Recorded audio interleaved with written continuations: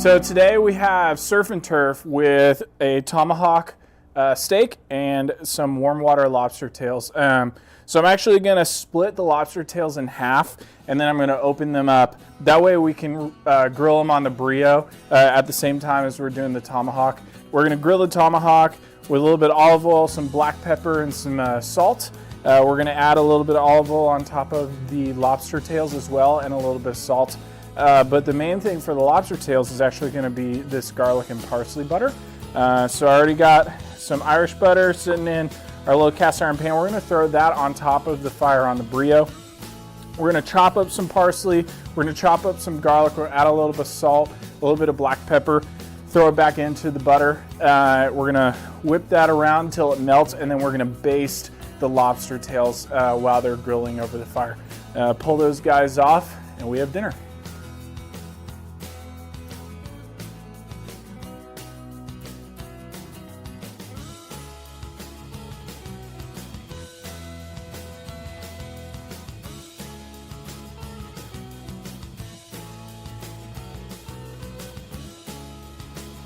And then we're just going to wait for that butter to render down, then we'll add that in, and then we'll start brushing over the lobster tails. So speaking of lobster tails, I'm going to cut these guys in half. There's plenty of ways that you can grill, smoke, do any of that with lobster.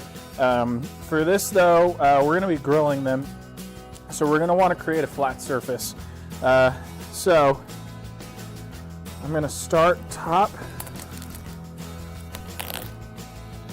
and break it.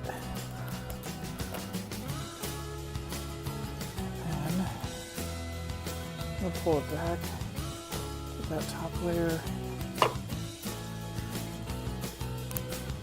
and open that bad boy wide open. So I'm gonna do it for the same guy.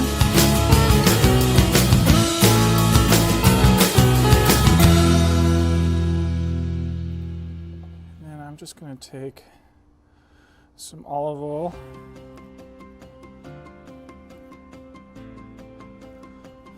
Brush the inside of this, and then I'm just going to salt this. Actually, do this one.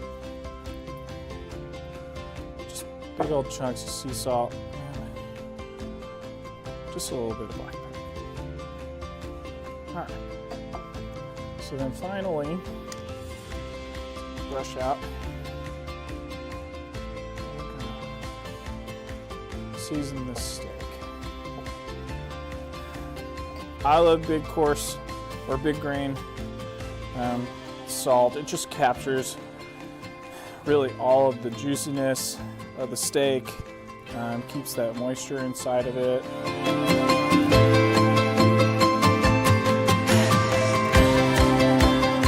Ready to go. Last thing to do, get the brio rolling, and then we're going to put the meat on the grill.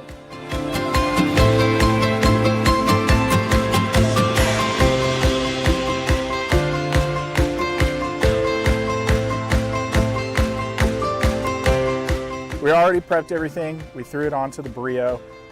So right now what I'm doing is that I've actually flipped the tomahawk ribeye, but I'm just waiting for that first side to caramelize.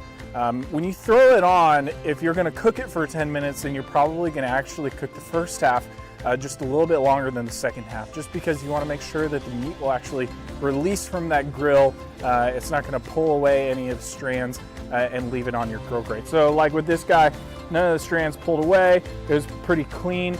That also helps to have the olive oil and the seasoning on there as well. So we flipped that guy, and then we threw the lobster tails on.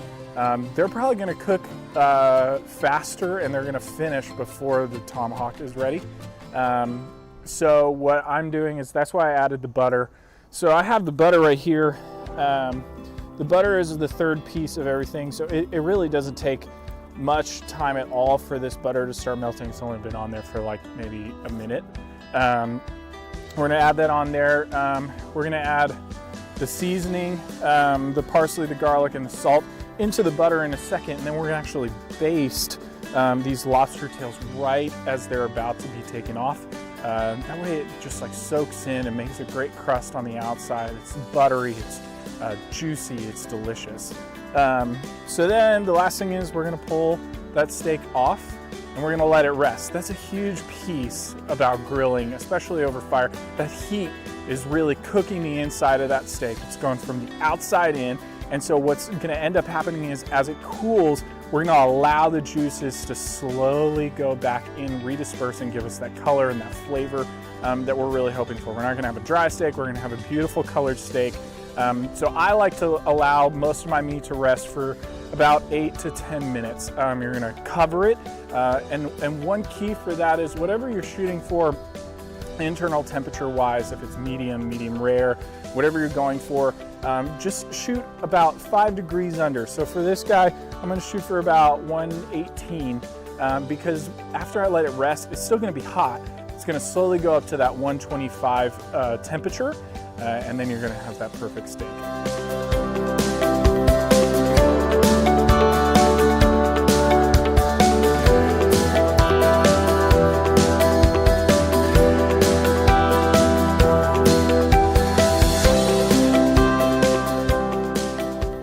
We have this tomahawk bone. So the bone actually will go all the way down here. It's just a ribeye, but it still has the bone in. So what I'm gonna slice next to the bone and see where it comes off, and then I'm just gonna pull that away. So we have the cap, we have the fillet in the middle. I'm just gonna slice right in.